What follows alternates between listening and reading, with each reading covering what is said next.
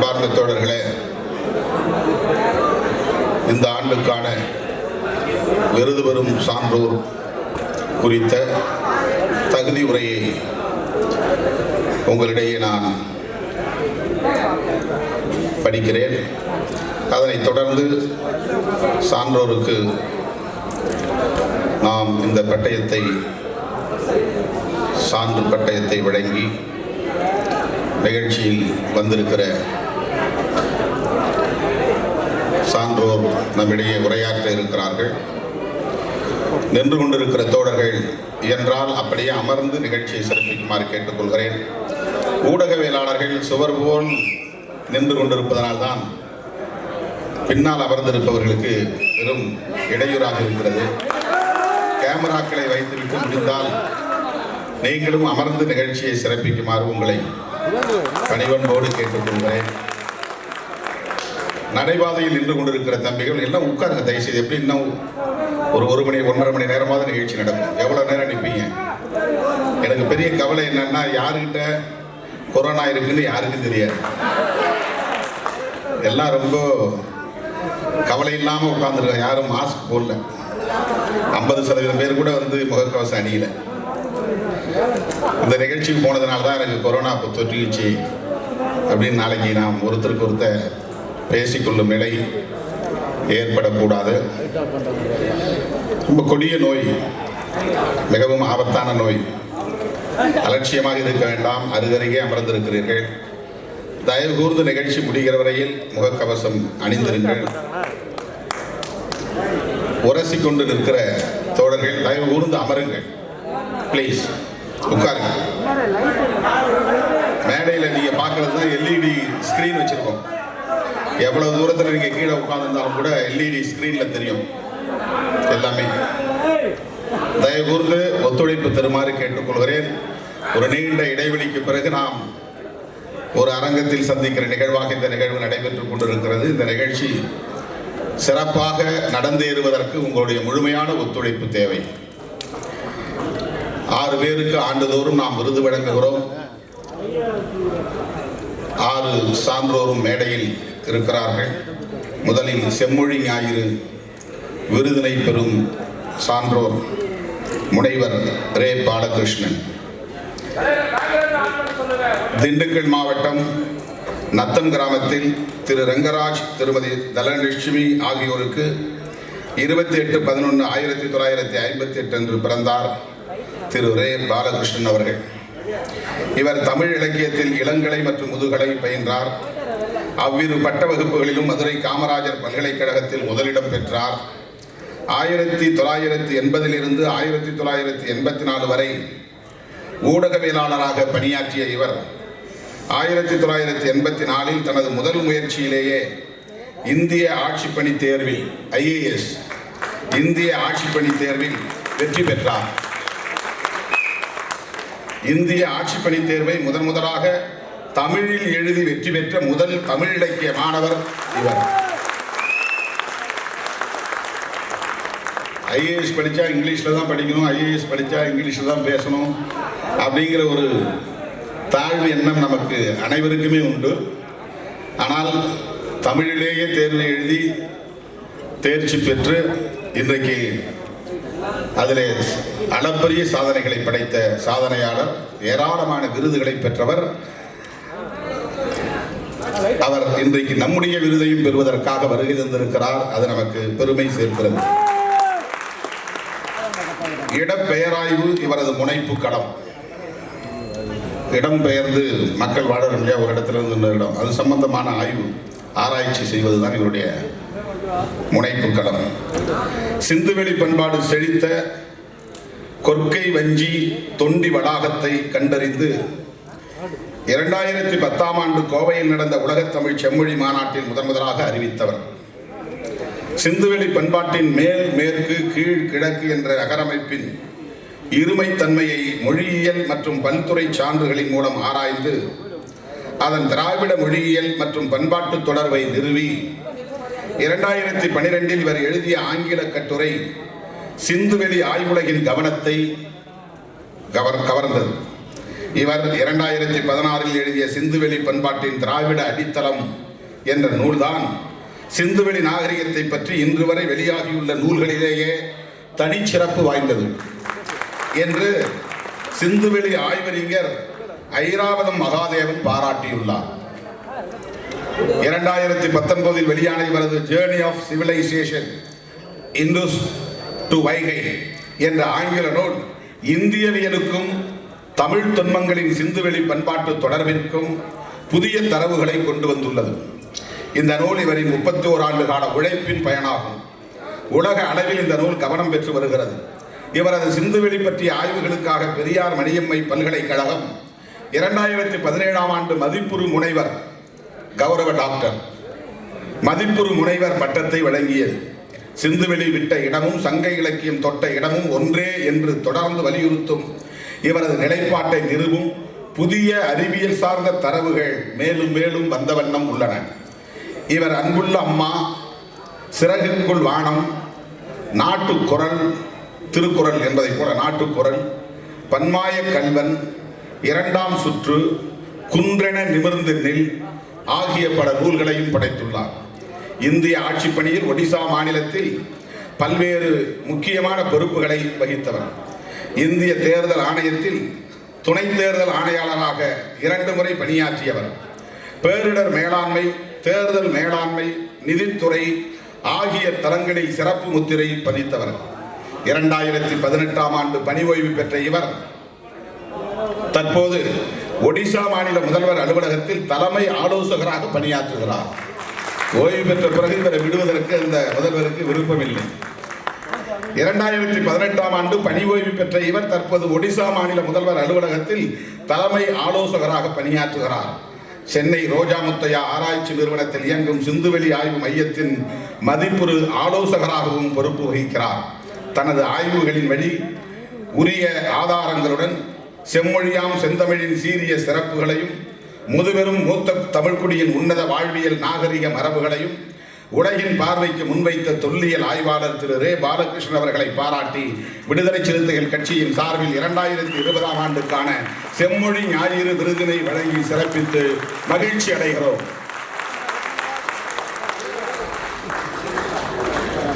அடுத்து 2020 ஆண்டுக்கான காகிதம் இல்லத் பிறை விருது மறைவுக்கு பின்னர் வழங்கும் மறைவின்படி மறைந்த திருமிகு TM உமர் பாரூக் அவர்களுக்கு இந்த விருதை நாம் வழங்குகிறோம்.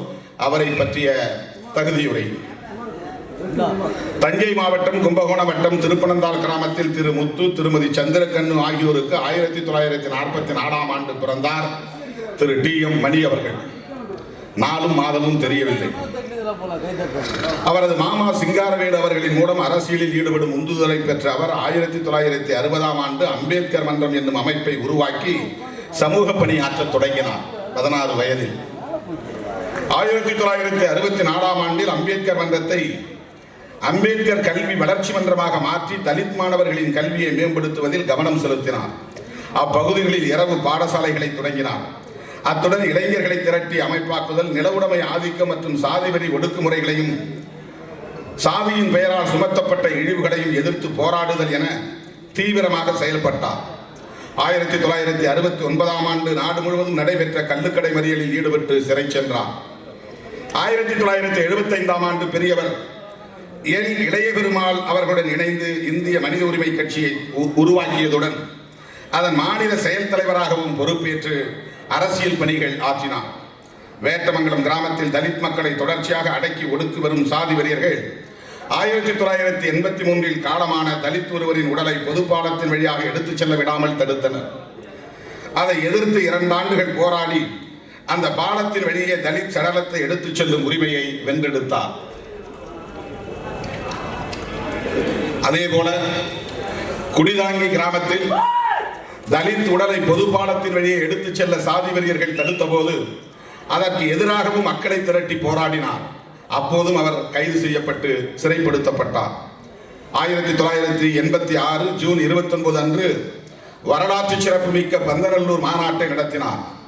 நீண்ட காலமாக இயங்கி வந்த அம்பேத்கர் மாணவர் இளைஞர் பேரவையை 1997 நீலப்புலிகள் இயக்கமாக மாற்றி மேலும் தீவிரமாக செயல்பட்டார். 2003 மதமாற்ற தடை சட்டத்துக்கு எதிராக கும்பகோணம் மற்றும் பாபநாசம் பகுதிகளில் சிறுபான்மை மற்றும் தலித் தலைவர்களை ஒருங்கிணைத்து கண்டன பொதுக்கூட்டங்களை நடத்தினார். 2007ஆம் ஆண்டு சாதிய ஒடுக்குமுறைகளில் இருந்தும் இழிவுகளில் இருந்தும் முழுமையாக விடுதலை பெற இந்து மதத்தை விட்டு வெளியேறி இஸ்லாத்தை தழுவினார். அதனையொட்டி TM மணி என்னும் தனது பெயரை TM உமர் பாரூக் என மாற்றிக்கொண்டார். அத்துடன் ஒடுக்கப்பட்ட மக்களின் விடுதலைக்கு இஸ்லாமே தீர்வு என தனது இறுதி மூச்சு வரை பரப்புரை செய்தார். தலித் சிறுபான்மை மக்களின் தலைவராக விளங்கிய அவர் ஏராளமான நூல்களையும் எழுதியுள்ளார். சாதி ஒழிந்தது, செந்தமிழ் நாட்டு சேரிகள், தீண்டாமைக்கு தீர்வு, கடவுளை மாற்றுவோம், தலித் மக்களும் சமூக விடுதலையும், சைவ மடமும் சாட்டை அடியும், வெட்டியான்களின் வதைபடும் வாழ்வு உள்ளிட்ட நூல்கள் குறிப்பிடத்தக்கவை.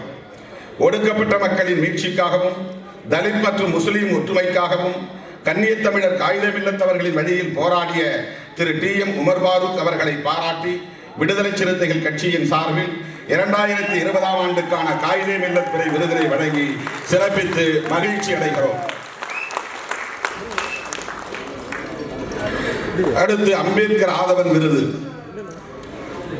மறைந்த தலைவர் பாவலர் வை. பாலசுந்தரம் அவர்களுக்கு வழங்கி சிறப்பிக்கிறோம். அவர் குறித்த தகுதியுரை. சென்னை தேனாம்பேட்டை பகுதியில் திரு வைத்திலிங்கம், திருமதி அமராவதி ஆகியோருக்கு 3/4/1941 பிறந்தார் பாவலர் வை. பாலசுந்தரம் அவர்கள். தொழில்நுட்ப கல்வியை முடித்த அவர் பெரம்பூர் ரயில் பெட்டி தொழிற்சாலையில் பணியாற்றினார்.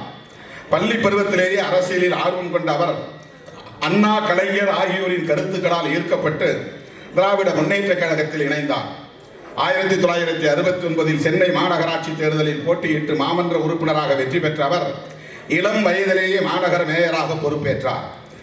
அவர் மேயராக பணியாற்றிய காலத்தில் தமிழக காவல்துறையில் சீருடையை மாற்றுவதற்கான முன்முயற்சிகளை மேற்கொண்டார். 1971 நடைபெற்ற சட்டப்பேரவை தேர்தலில் திராவிட முன்னேற்ற கழகத்தின் சார்பில் அச்சிறுபாக்கம் தொகுதியிலே போட்டியிட்டு வெற்றி பெற்றார். அவர் சட்டமன்ற உறுப்பினராக இருந்தபோது 1975 சென்னையில் தாழ்த்தப்பட்டோர் மாநாட்டை நடத்தினார். அம்மாநாட்டில் திராவிட முன்னேற்ற கழகத்தின் தலைவர் கலைஞர் அவர்கள் கலந்து கொண்டு சிறப்பித்தார். அம்மாநாட்டில் கண்ட எழுச்சியை தொடர்ந்து 1977 தாழ்த்தப்பட்டோரின் நலன்களை மேம்படுத்துவதற்காக அம்பேத்கர் மக்கள் இயக்கத்தை உருவாக்கினார். புரட்சியாளர் அம்பேத்கர் அவர்களின் உருவம் பொறித்த நீலக்கொடியை அறிமுகப்படுத்தி தமிழகத்தின் மூளை முடுக்கெல்லாம் பறக்க செய்தார். திரு MGR அவர்கள் முதல்வராக பொறுப்பேற்றதும் உள்ளாட்சி தேர்தலை நடத்த அறிவிப்பு செய்தார். ஆனால் தலித் மற்றும் பழங்குடி மக்களுக்கு அதில் இடஒதுக்கீடு அறிவிக்கப்படவில்லை. எனவே இதனை எதிர்த்து உள்ளாட்சி தேர்தலுக்கு தடை கோரி உயர்நீதிமன்றத்தில் வழக்கு தொடுத்தார் பாவலர் வைப்பா. சென்னை உயர்நீதிமன்றத்தில் நடந்த வழக்கு பின்னாளில் தள்ளுபடி செய்யப்பட்டது. பின்னர் உச்சநீதிமன்றத்தில் அவர் மேல்முறையீடு செய்தார். அவ்வழக்கு நிலுவையில் இருக்கும் போதே அன்றைய பிரதமர் ராஜீவ்காந்தி அவர்கள் உள்ளாட்சி தேர்தலில் இடஒதுக்கீடு அளிக்கும் வகையில் பஞ்சாயத்து ராஜ் மற்றும் நகர்பாலிகா சட்டங்களை கொண்டு வந்தார். அதன் பின்னர் காங்கிரஸ் தலைவர்களின் வேண்டுகோளை ஏற்று உச்சநீதிமன்றத்திலே தொடுத்த வழக்கை அவர் திரும்ப பெற்றுக் கொண்டார். தலித் மற்றும் பழங்குடியினருக்கு உள்ளாட்சி தேர்தலில் இடஒதுக்கீடு கேட்டு அவர் நடத்திய சட்ட போராட்டம் பாராட்டுக்குரியதாகும். அவருடைய சமூக பணிகளை பாராட்டி அமெரிக்காவில் உள்ள அரிசோனா பல்கலைக்கழகம் அவருக்கு கௌரவ டாக்டர் பட்டம் வழங்கி சிறப்பித்தது. அத்துடன் மேனாள் முதல்வர் செல்வி ஜெயலலிதா அம்மையார் தமிழக அரசின் சார்பில் அம்பேத்கர் விருதினை வழங்கி பாவலர் வைப்பா அவர்களை சிறப்பித்தார்.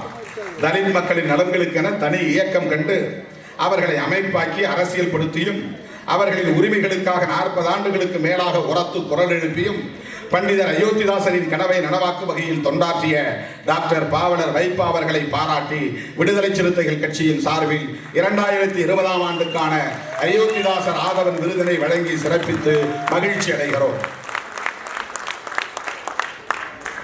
அடுத்து பெரியார் ஒளி விருது. இந்த ஆண்டுக்கு இந்த விருதினை பெறுபவர் பேராசிரியர் அருணன்.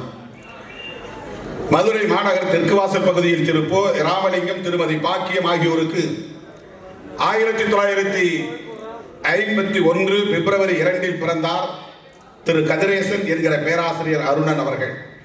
இவர் மதுரை காமராஜர் பல்கலைக்கழகத்தில் வணிகவியல் துறையில் இணை பேராசிரியராக பணியாற்றி ஓய்வு பெற்றார்.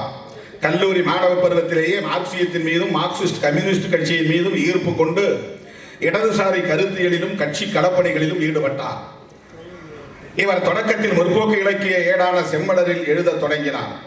மார்க்சிஸ்ட் கம்யூனிஸ்ட் கட்சியின் அதிகாரப்பூர்வ நாளேடான தீக்கதிரில் அரசியல், சித்தாந்தம் மற்றும் இலக்கியம் தொடர்பான கட்டுரைகளை தொடர்ந்து எழுதி வருகிறார். செம்மலர் இதழின் எழுத்தாளர்கள் ஒன்று கூடி 1975 தமிழ்நாடு முற்போக்கு எழுத்தாளர் சங்கம் அமைத்த போது அதன் அமைப்பாளர்களில் ஒருவராக இருந்தார். இன்று வரை தொடர்ந்து அச்சங்கத்தின் மூத்த தோழராக பணியாற்றி வருகிறார். தற்போது மக்கள் ஒற்றுமை மேடை என்னும் அமைப்பின் ஒருங்கிணைப்பாளர்களில் ஒருவராக செயல்பட்டு வருகிறார். மத நல்லிணக்கத்திற்காகவும் சிறுபான்மையோரின் உரிமைகளுக்காகவும் இதன் மூலம் ஓங்கி குரல் கொடுத்து வருகிறார். இவர் எழுதிய காலந்தோறும் பிராமணியம் நூலுக்கு எழுத்தாளர் பூசிப்பா அறக்கட்டளை பரிசு வழங்கி பாராட்டியுள்ளது. இவரின் இலக்கியம் ஆய்வு பணிகளுக்காக பெரியார் மணியம்மை பல்கலைக்கழகம் வெள்ளையின் விருது வழங்கி சிறப்பித்துள்ளது. பெரிய புராணத்தை அடிப்படையாக கொண்ட இவரின் நிழல்தரா மரம் நாவலுக்கு ஸ்டேட் பேங்க் ஆஃப் இந்தியா பரிசு வழங்கி பாராட்டியுள்ளது. இவர் எழுதிய தமிழகத்தில் சமூக சீர்திருத்தம் 200 ஆண்டு வரலாறு என்னும் புகழ்மிக்க நூல் அப்போதைய முதல்வர் கலைஞர் அவர்களால் வெளியிடப்பட்டது. இலக்கிய விமர்சனம், சமூக ஆய்வு, சரித்திர ஆய்வு, நாட்டுப்புறவியல் ஆய்வு, தத்துவம், மதம், வாழ்வியல் சிந்தனை, தலைவர்களின் வாழ்க்கை வரலாறு, பயண நூல், நாவல், சுயசரிதம் என படைப்புலகின் அனைத்து கூறுகளையும் கையாண்டு 40க்கும் மேற்பட்ட நூல்களை எழுதியுள்ளார். இவரது கொடைக்களங்களின் வாக்குமூலம் நந்தன், காத்தவராயன், மதுரை வீரன், முத்துப்பட்டன் ஆகியோர் பற்றிய கள ஆய்வுடன் கூடிய நாட்டுப்புற இலக்கிய ஆய்வாகும். தமிழரின் தத்துவ மரபு என்னும் நூல் சங்ககாலம் தொட்டு இன்று வரையிலான தமிழரின் தத்துவ வாழ்வை விரிவாக பேசுவதாகும். 5 பாகங்களை கொண்ட கடவுளின் கதை என்னும் நூல் உலக அளவில் அதனை ஆய்வு செய்வதாகும்.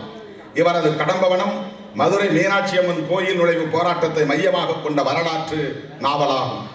தற்போது காட்சி ஊடக உரையாடல்களில் டிவி டிபேட்ஸ் காட்சி ஊடக உரையாடல்களில் பங்கேற்று அம்பேத்கர், பெரியார், மார்க்ஸ் ஆகியோரின் சிந்தனைகளை பரப்புரை செய்து வருகிறார்.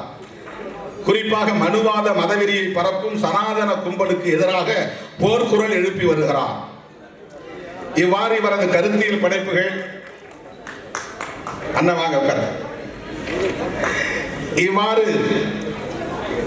இவரது கருத்தியல் படைப்புகள் மற்றும் கடப்பணிகள் யாவும் இடதுசாரி முற்போக்கு சிந்தனைகளை அடிப்படையாக கொண்டவையாகும். பழமைவாத பிற்போக்கு கருத்துக்களை அம்பலப்படுத்தியும் புரட்சிகர ஜனநாயக கருத்துக்களை வெகுமக்களிடையே பரப்பியும் தந்தை பெரியாரின் கனவை நனவாக்கும் வகையில் கடந்த பல 10 ஆண்டுகளாக பாடாற்றி வரும் தோழர் பேராசிரியர் அருணன் அவர்களை பாராட்டி விடுதலை சிறுத்தைகள் கட்சியின் சார்பில் 2020ஆம் ஆண்டுக்கான பெரியார் ஒளி விருதினை வழங்கி சிறப்பித்து மகிழ்ச்சி அடைகிறோம்.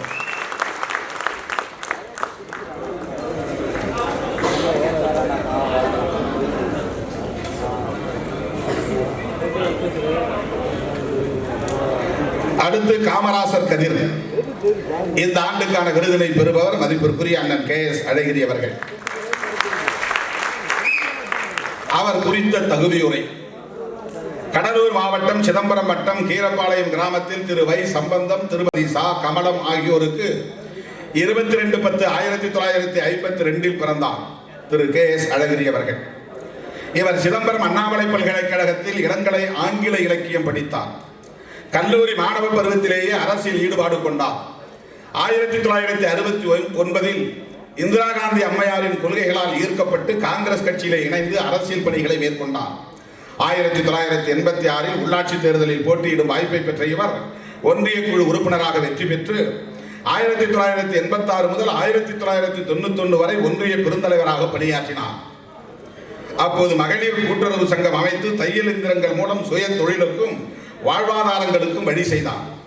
மறைந்த மக்கள் தலைவர் GK மோப்பனார் அவர்களின் நம்பிக்கையை பெற்றதன் மூலம் 1991 சட்டப்பேரவை தேர்தலில் பங்கேற்கும் வாய்ப்பை பெற்றார்.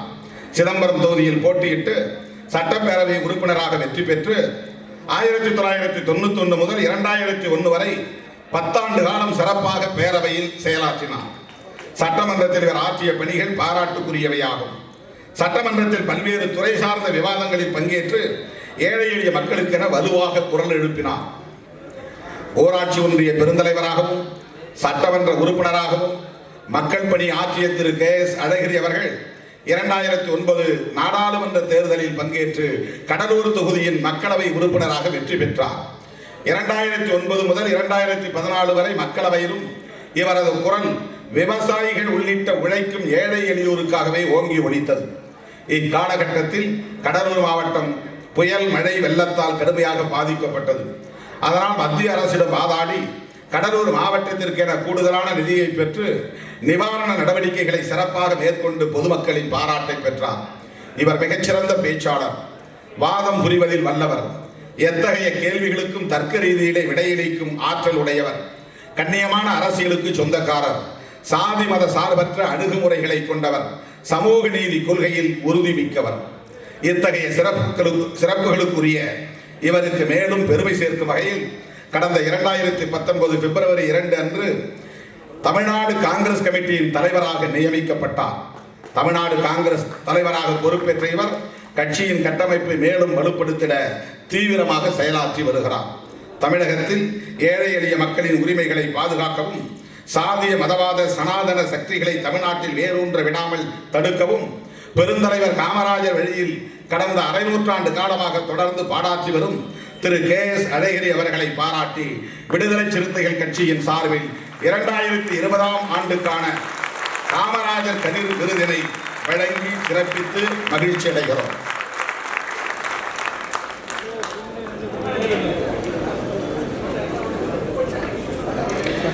அடுத்து அம்பேத்கர் சுடர் விருது.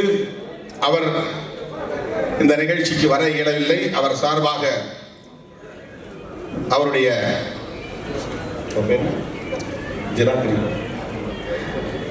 ஜிலக்கரி ஸ்ரீனிவாசன் வருகை தந்திருக்கிறார். அவருக்கான தகுதியுரை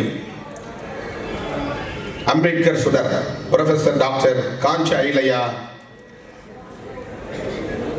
ஷெஃபர்ட்.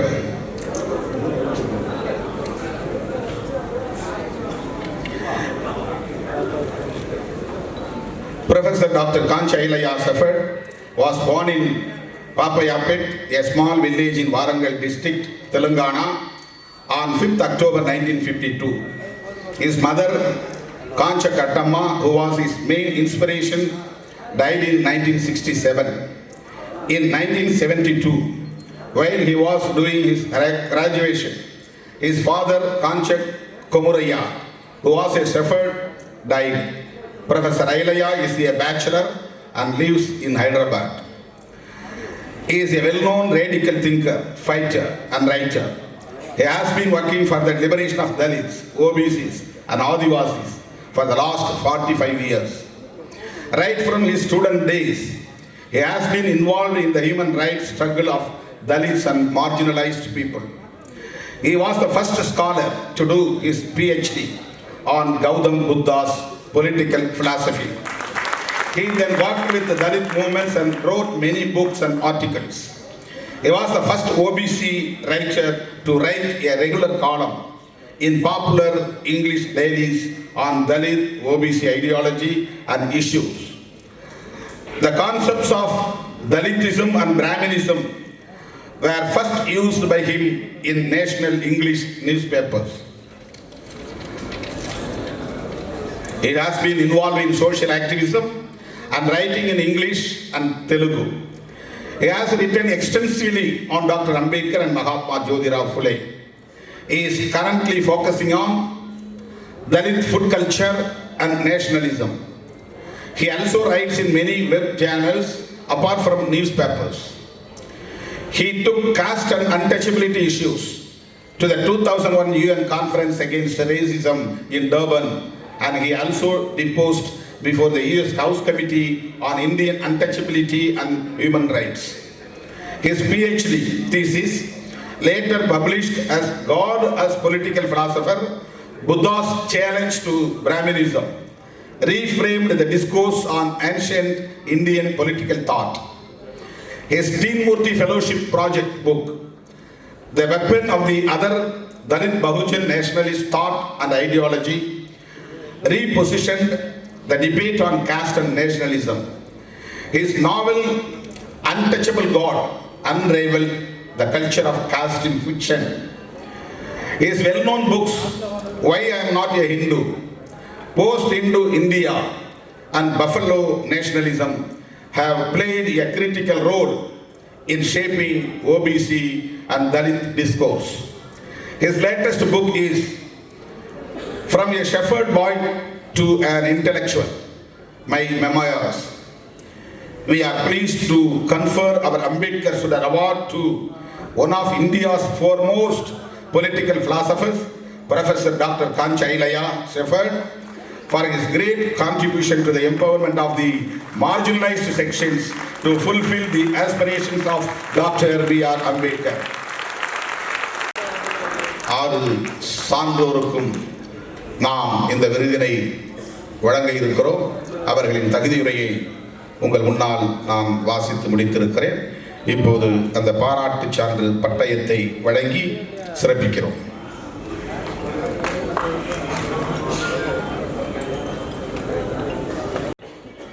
மரியாதைக்குரிய ஆளுமை இந்திய ஆட்சி பணி ஐயா பாலகிருஷ்ணன் அவர்களுக்கு வழங்கிட ஆடை போர்த்தி கேடயம் தந்து, அதாவது அந்த பட்டயத்தை தந்து, ரூபாய் 50,000 பொற்கிழியையும் தந்து நம்முடைய தமிழரின் மரபு சார்ந்து அதை சிறப்பித்திட உலக தமிழர்களின் குரலாய், ஒடுக்கப்பட்ட மக்களின் நம்பிக்கை நட்சத்திரமாய் ஒளிர்ந்து கொண்டிருக்கிற எழுச்சி தமிழரை அன்போடு அழைக்கிறோம். செம்மொழி ஞாயிறு விருது பெறுகிறவர் மரியாதைக்குரிய ஐயா பாலகிருஷ்ணன். விடுதலை சிறுத்தைகள் இந்த விருதினை வழங்கி பெருமை கொள்கிறோம். உங்களது பரத்த கரவொலி இடைவெளியே இல்லாமல் வரலாற்றின் திசை வழியை நகர்த்தி கொண்டிருக்கிற இந்த பரத்த கரவொலி உலகத்தின் எந்த இசையை விடவும் கூட இது சிறப்பானது. அடுத்ததாக காயிதே மில்லத் பிறை விருதினை மரியாதைக்குரிய அமரர் TM உமர் பாரூக் அவர்களின் சார்பாக நீல புலிகள் இயக்கத்தின் தலைவர் பேராசிரியர் TM புரட்சிமணி அவர்கள் பெற்றுக்கொள்கிறார். காயிதே மில்லத் பிறை விருது வழங்கப்படுகிறது எழுச்சி தமிழர் அன்பிற்கினிய இளவல் புரட்சிமணி அவர்களுக்கு பசுமை வண்ணத்திலான ஆடையை பொருத்தி பட்டயத்தை வழங்கி தகுதி உரை பொறிக்கப்பட்டிருக்கிற அந்த பட்டயம் தங்க தகடுகளை போல மின்னிக் கொண்டிருக்கிறது. 50,000 பொற்கிழியை வழங்கி உங்கள் கரவொலியோடு அதை சிறப்பிக்கிறார். அதை தொடர்ந்து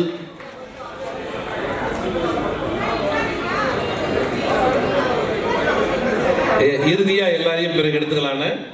அதை தொடர்ந்து அயோத்திதாசர் ஆதவன் விருதினை மரியாதைக்குரிய அமரர் வைபா அவர்கள் பெறுகிறார். மறைந்த நம்முடைய தலைவரின் சார்பாக அவர்தம் வாழ்வினை நம்முடைய அன்பிற்கினிய அக்கா பவானி அவர்கள் அந்த விருதை பெறுகிறார்.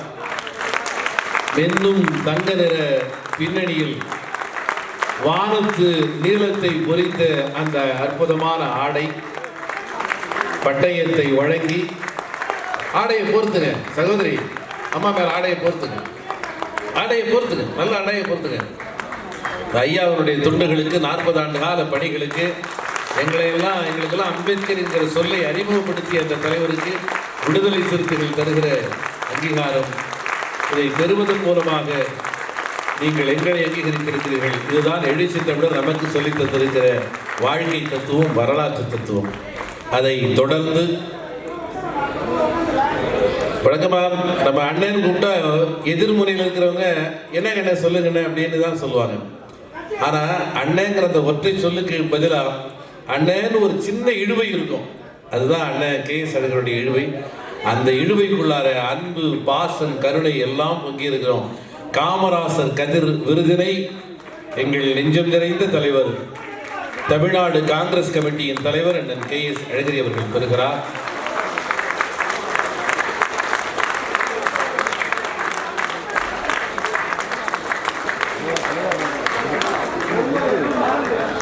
விடுதலை சிறுத்தைகளின் சார்பிலே, தமிழ் உலகத்தின் சார்பிலே, காமராசரை நேசிக்கிற லட்சோப லட்சக்கணக்கான கோடிக்கணக்கான தொண்டர்களின் சார்பிலே எழுச்சி தமிழர் அண்ணன் KS அழகிரி அவர்களுக்கு ஆடை போர்த்தி பட்டயத்தினை கொடுத்து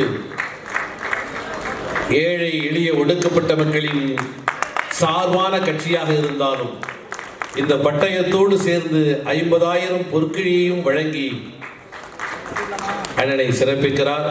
உங்களது இடைவிடாத கரவொலி இந்த நிகழ்ச்சி சிறப்பித்துக் கொண்டிருக்கிறது.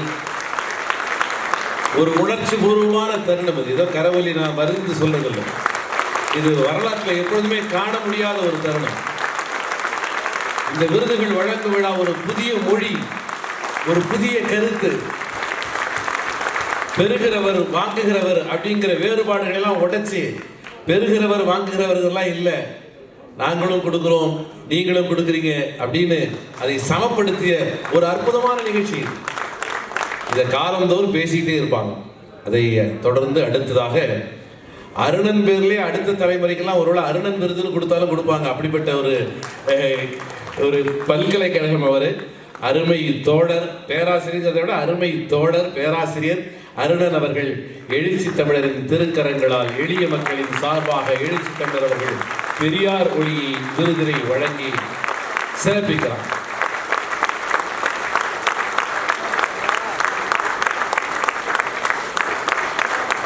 அருணன் அவர்கள் சிரிச்சா எதிரில் உட்கார்ந்து இந்த ஊடக நிகழ்ச்சிகள்ல எதிரில் உட்கார்ந்து இருக்கிறாரு, அதோட முடிஞ்சுட்டாரு அர்த்தம். கொஞ்சம் சிரிக்காம சீரியஸா இருந்தாருனாக்கா ஏதோ விவரமா அவர் பேசியிருக்கிறார் அர்த்தம். இவர் கொஞ்சம் லேசா சிரிப்பார், அப்புறம் நமக்கு தெரிஞ்சிடும் சரி சப்ஜெக்ட் முடிஞ்சு போச்சு அப்படின்னு. மரியாதைக்குரிய தோழர் பேராசிரியர் எங்கள் அன்பு அண்ணன் அருணன் அவர்களுக்கு விடுதலை சிறுத்தைகள் கரவொலியோடு இந்த அங்கீகாரத்தை வழங்குகிறார்கள். நிறைவாய் பேராசிரியர் எழுத்தாளர் சமூக செயல்பாட்டாளர் காஞ்சா ஐலையா அவர்களுக்கு எழுச்சி தமிழர் அம்பேத்கர் சுடர் விருதினை வழங்குகிறார்.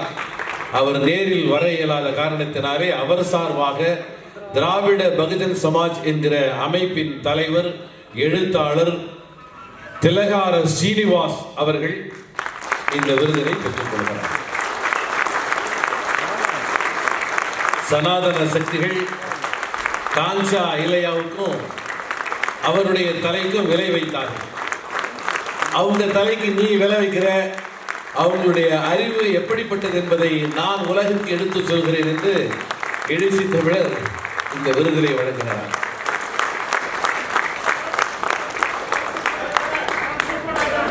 சனாதன பாசி சக்திகளினுடைய கொலை பட்டியலில் காஞ்சா இலையா, விடுதலை சிறுத்தைகளுடைய விருதுகளின் பட்டியலில் காஞ்சா இலையா.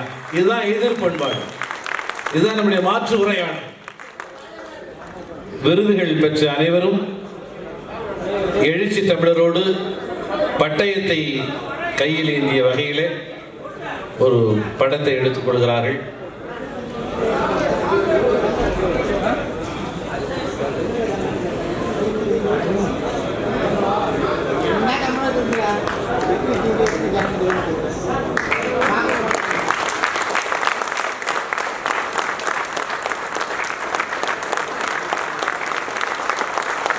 வலுவான கரவொலி, மகிழ்ச்சி மகிழ்ச்சி.